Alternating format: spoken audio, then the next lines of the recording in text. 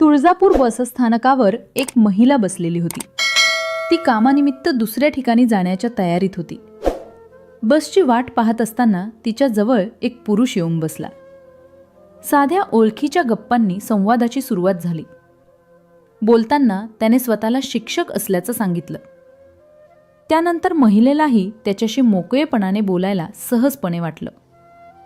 शिक्षक असल्यामुळे तो विश्वासार्ह वाटला आणि संभाषण आणखी पुढे सरकत गेले। प्रवासादरम्यान दोघांनी एकमेकांच्या आयुष्याविषयी बोलणं सुरू केलं।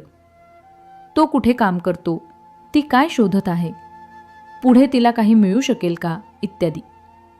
हळूहळू ही साधी ओळख मैत्रीत बदलली। दोघांनी मोबाईल क्रमांकांची देवाणघेवाण केली आणि संपर्कात राहण्याचंही ठरवलं। महिलेला वाटलं की शिक्षकाच्या माध्यमातून कदाचित एखादं छोटे मोठं काम मिळेल, जेणेकरून तिच्या जगण्याला आधार मिळेल।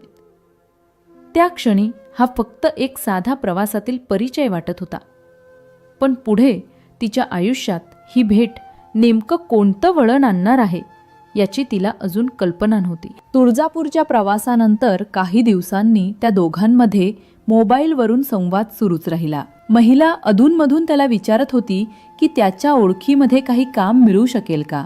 तो स्वतःला शिक्षक असल्याचं सांगत असल्याने तिला त्याच्यावर विश्वास वाटत होता। एखाद्या शाळेत, ऑफिसमध्ये किंवा इतर ठिकाणी तरी छोटी मोठी नोकरी मिळाली तर जीवनाचा गाडा पुढे नेण्यास मदत होईल अशी तिची आशा होती। काही काळ लोटल्यानंतर 15 सप्टेंबर 2024 रोजी त्या पुरुषाचा महिलेला फोन आला। तो म्हणाला की एक कामाची संधी आहे, आपण भेटलो तर तुला सविस्तर सांगतो।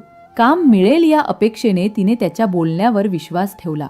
त्यानंतर 16 सप्टेंबर रोजी ती त्याला भेटण्यासाठी लातूर येथे गेली। लातूरमध्ये ते भेटले तेव्हा त्याच्याकडे आधीपासूनच 4 व्हीलर गाडी होती आणि त्याच्यासोबत चालक तसेच आणखी 2 जणही उपस्थित होते। कामासाठी आधी दुसऱ्या ठिकाणी जावं लागेल असे सांगून त्यांनी तिला गाडीत बसायला सांगितले। महिला अजूनही हे सगळं कामाच्या संदर्भातच आहे अशा समजुतीत होती। लातूरमध्ये तिला भेटल्यानंतर त्या पुरुषाने आणि सोबत असलेल्या इतर व्यक्तींनी तिला नांदेड रोडवरील एका लॉजवर नेले। तेथे जाऊन परिस्थिती वेगळी व संशयास्पद असल्याचे महिलेला लक्षात आले। तिने कामासाठी विश्वास ठेवून आले असतानाच तिच्या इच्छेविरुद्ध गैरवर्तन करण्यात आल्याची तीव्र भावना तिच्या मनात निर्माण झाली। या प्रकारानंतर ती पूर्णपणे हादरली आणि रागावली। तिने पुढे शांत न बसता थेट शिवाजीनगर पोलीस ठाण्यात जाऊन तक्रार नोंदवली। पोलिसांनी या प्रकरणाची गांभीर्याने दखल घेतली आणि संबंधित आरोपीविरुद्ध गुन्हा दाखल केला। पुढील चौकशी व तपासासाठी हा गुन्हा विवेकानंद चौक पोलीस ठाण्यात वर्ग करण्यात आला आहे। तपास सुरू असताना एक प्रश्न मात्र ठळकपणे पुढे आला। प्रवासादरम्यान साध्या ओळखीच्या माध्यमातून कोणीही सहजपणे विश्वास मिळवतो आणि तेच पुढे गैरवापराचे साधन बनते। ही घटना समाजातील अनेक महिलांनी आणि सर्वसामान्यांनी शिकून ठेवावी अशी सावधगिरीची जाणीव करून देते।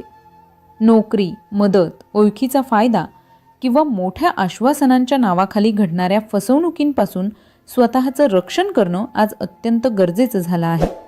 अशाच वास्तव घटनांवर आधारित आणखी कथा जाणून घेण्यासाठी आपल्या चॅनलला सबस्क्राईब करा।